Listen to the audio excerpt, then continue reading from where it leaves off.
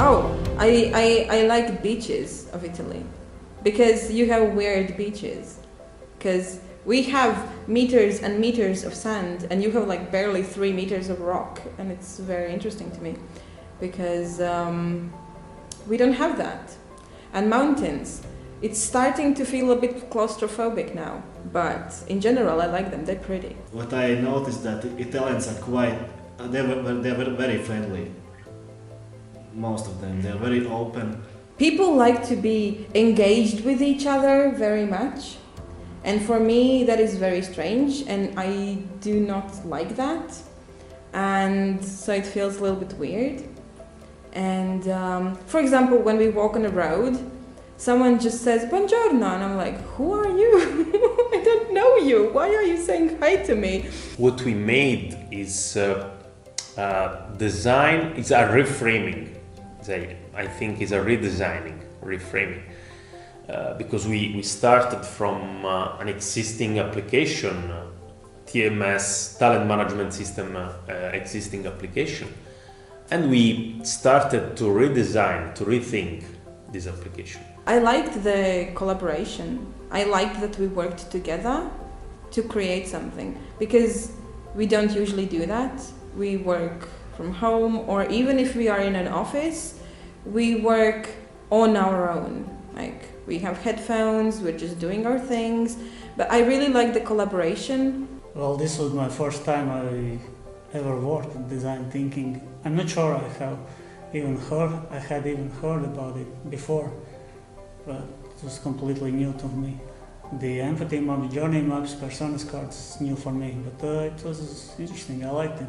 I enjoyed it because I had created some mock-ups before for some mobile apps, but I had not done it to such an extent. I had done it for a couple of apps, and it was also my individual work. There was someone at the end of the road where there's like a client who was looking at the mock-ups, but they were not very engaged, and they were like, yeah, looks good. And I never had such a feedback. And I really enjoyed making the mock-ups also together, because I think multiple opinions is always the best way to go.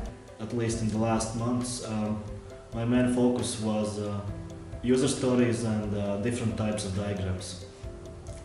It's a challenging task, as I had to manage the gap between mockups and APIs, the backend structure, and because they were like,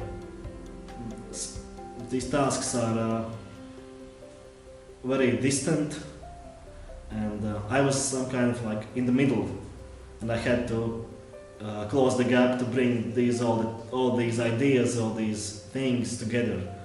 And I think it's important that we take it in steps. Like, we finalize wireframes first, and then on those we build the mock-ups, and then we build basic prototype, and then maybe if we have to, or if we have time or resources, then you can make the very fancy prototype. Well, I was mostly responsible for IT architecture. My tasks are to create database models, create APIs, think how the front end and back end will communicate, how it will work. We created an empathy map, we created a journey map, and then we try to extrapolate from those some key features that we need to put in a mock-up. The interesting part of journey happened when from this first part, abstract part, we started to work to put journey map in the wireframe. I think that could be very exciting for them, because not only they get to travel to somewhere else and live the life of basically other people, but it's also interesting because you get to collaborate. And if we are going in a company where we primarily work remotely, then I think these bursts of collaboration are extremely exciting and interesting, and I think we can learn a lot from it. At least I've learned a lot from it. So, well, I think that would be excellent, because it's a completely new experience first of all, to travel to different country, to interact with different culture. It's really interesting, and when you are in that, you're in different environment, in that meaning that you have to work here because you are here to work. We discovered a lot. Maybe it was also the stressful phase. I remember a lot of stressful and strange situations and moments, but very interesting because we learned a lot. I learned a lot. First of all, I learned to present my opinions in a way that maybe doesn't offend people so much. I mean, someone's always going to get offended if I challenge opinions, or I'm going to get upset if someone challenges my opinions. But I think it's a very fine line to find a way to critique without being offensive, and to make it come across like you're critiquing their work, not their abilities as person. The thing I learned from that is there always has to be value for everything we put in the mockups. Why do we need this button? What is the value for that? And that's also something which has to be reflected in user stories. So yeah, everything has to be a value in that mockup and in user stories and etc. That's something I learned. We are from different cultures, and it's quite valuable to learn how to interact with other people, with other mindset, other experiences, and yeah, I think everyone should experience this. Well, I learned that it's not that easy also to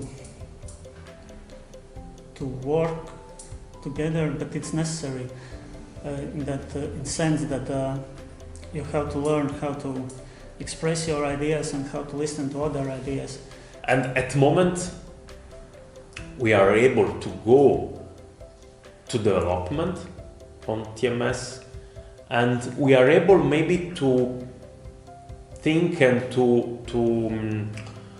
evaluate also other projects, future projects, in a different way, because this experience, it's important for us also to improve our capability to discover and to understand the right approach for next.